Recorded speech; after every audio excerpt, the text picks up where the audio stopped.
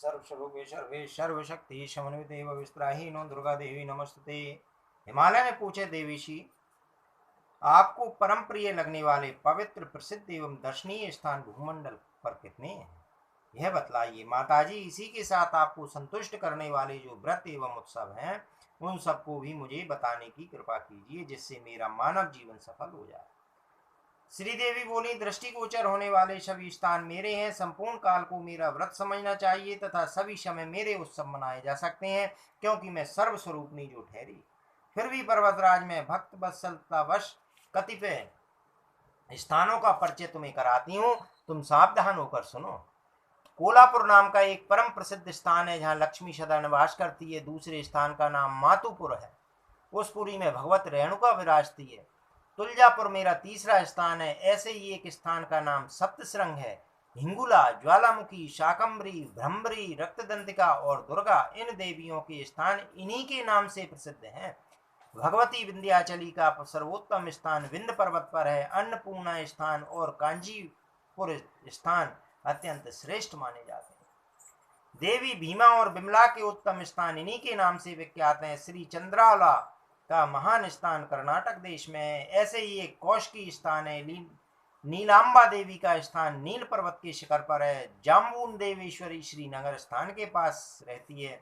भगवती गुहिम काली का महान स्थान नेपाल देश में है।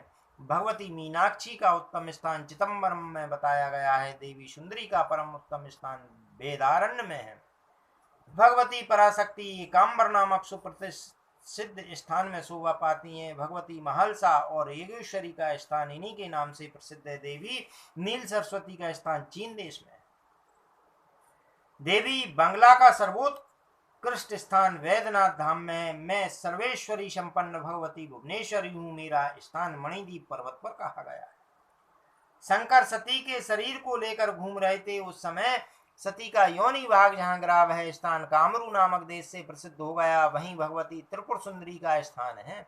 महामाया से सुशोभित वह स्थान जगत में जितने क्षेत्र हैं उन सबका रत्न है। धरातल में इससे बढ़कर प्रसिद्ध स्थान कहीं नहीं है और ना कोई भी हो सकता। वह इतना जीता जागता स्थान है कि प्रत्येक मास में देवी वहां रजस्वला हुआ करती है। उस समय वहां के रहने वाले सभी प्रधान देवता पर्वत पर चले जाते हैं और वहां ठहरने की व्यवस्था कर लेते हैं। विद्वान पुरुषों का कथन है कि उस अवसर पर वहां की संपूर्ण देवीमय हो जाती है। अतः इस कामाख्या योनि मंडल से श्रेष्ठ अन्य कोई स्थान नहीं है। हिमालय संपूर्ण ऐश्वर्यों से संपन्न पुष्कर क्षेत्र भगवती गायत्री का उत्तम स्थान कहा गया है। अमरकंटक देश में भगवती चंडिका का स्थान है। प्रभास क्षेत्र में भगवती पुष्करक्षिणी रहती है। नैमिषारण परम प्रसिद्ध स्थान है। वहां संपूर्ण शुभ लक्षणों से शोभा पाने वाली भगवती ललिता विराजती है। पुष्कर में देवी पुरुहूता का तथा आषाढ़ी में देवी रति का उत्तम धाम है। चंडमुंडी नामक स्थान में चंड और मुंड को शांत करने वाली भगवती परमेश्वरी विराजती है। भारभूति में देवी भूति का तथा नाकुल में देवी नकुलेश्वरी का धाम है। हरिश्चंद्र नामक स्थान में भगवती चंद्रिका एवं श्री शैल पर्वत पर भगवती शाकंभरी प्रसिद्ध है। जपेश्वरी में देवी त्रिशूला और आम्रकेश्वर में देवी सूक्ष्म विराजती है। महाकाल नामक क्षेत्र में भगवती शाकंभरी, मध्यम संज्ञक स्थान में सर्वाणी तथा केदार नाम से प्रसिद्ध महान क्षेत्र में देवी मार्गदायिनी शोभा पाती है। भैरव नामक स्थान भगवती भैरवी का तथा गया भगवती मंगला का स्थान कहा गया है। देवी स्थाणुप्रिया कुरुक्षेत्र में रहती हैं और देवी स्वयंभुवी नाकुल में।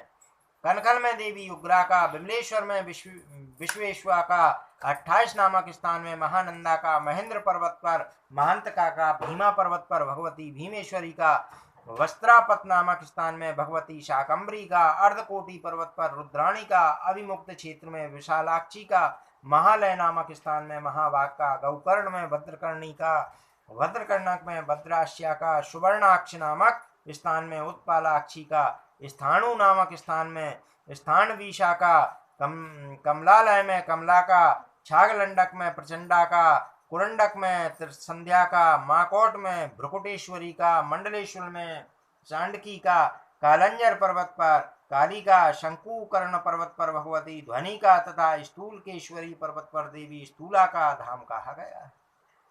परमेश्वरी हस्तलेखा संपूर्ण ज्ञानी पुरुषों के हृदय रूपी कमल पर विराजमान रहती है। पर्वतराज हिमालय ये उपरोक्त सभी स्थान देवी को परम प्रिय हैं। पहले इन संपूर्ण क्षेत्रों का महात्म सुने, तत्पश्चात शास्त्रोक्त विधि से देवी की पूजा में लग जाएं। अथवा नगराज ये संपूर्ण क्षेत्र काशी में ही विराजमान है, अतः देवी में श्रद्धा रखने वाला पुरुष निरंतर काशी में रहने का प्रयत्न करे, वहीं रहकर उक्त स्थानों का दर्शन करते हुए देवी के मंत्र का जप करे एवं उनके चरण कमलों का ध्यान करे। इस पुण्य में कर्म के प्रभाव से पुरुष संसार बंधन से मुक्त हो जाता है। हिमालय जो पुरुष प्रातः काल उठकर भगवती के इन नामों का उच्चारण करता है, उसके संपूर्ण पाप उसी क्षण तुरंत भस्म हो जाती हैं। द्विज मात्र का कर्तव्य है कि श्राद्ध के अवसर पर सर्वप्रथम इन नामों का पाठ करे।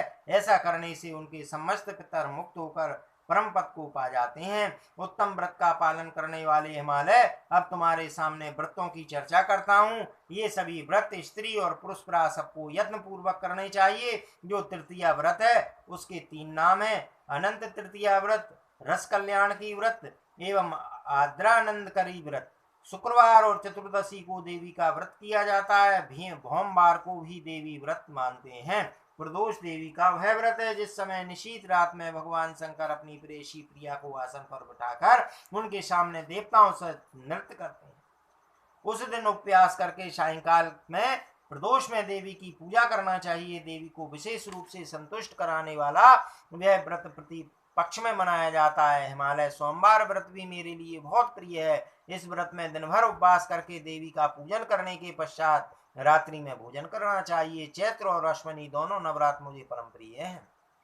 राजन, इसी प्रकार अन्य भी अनेक नित्य और नैमित्तिक व्रत हैं। जो राग द्वेष से रहित होकर मेरी प्रसन्नता के लिए इन व्रतों का अनुष्ठान करता है, उसी मेरा सायुज पद प्राप्त हो जाता है। उस पुरुष को मैं अपना भक्त एवं प्रिय मानती हूँ। राजन, व्रतों के अवसर पर झूला सजाकर मेरे उत्सव भी मनाने चाहिए। शयन उत्सव, जागरण उत्सव, रथोत्सव तथा दमन उत्सव आदि अनेक उत्सव हैं। इन्हें मनाना आवश्यक है। श्रावण महीने में एक पवित्र उत्सव होता है, उससे मैं बहुत प्रसन्न होती हूँ। मेरा भक्त इस व्रत का सदा पालन करे। ऐसे ही अन्य भी बहुत से महोत्सव हैं जिन्हें मनाना चाहिए। उत्सव के अवसर पर मेरे भक्तों को प्रसन्नता पूर्वक भोजन करावें। सुवासिनी स्त्रियों को भोजन कराया जाए। कुमारी कन्याओं और ब्रह्मचारियों को मेरा ही स्वरूप समझकर उन्हें भोजन करावें। खुले हाथ से धन व्यय करते हुए ब्राह्मण की, कुंवारी कन्याओं तथा ब्रह्मचारियों की पुष्प आदि से वर्ष पूजा करें। जो इस प्रकार सावधान होकर प्रीति पूर्वक प्रतिवर्ष पूजन करता है, वह धन्य कृत तथा निसंदेह मेरा प्रेम पात्र है। संक्षेप से मैंने यह सारी बातें बतला दी हैं। प्रसंग मेरे लिए बहुत ही प्रियकर है। जो मेरा अनुशासन न मानता हो तथा मेरे प्रति जिसकी श्रद्धा न हो, उसके सामने यह प्रसंग कभी नहीं कहना चाहिए।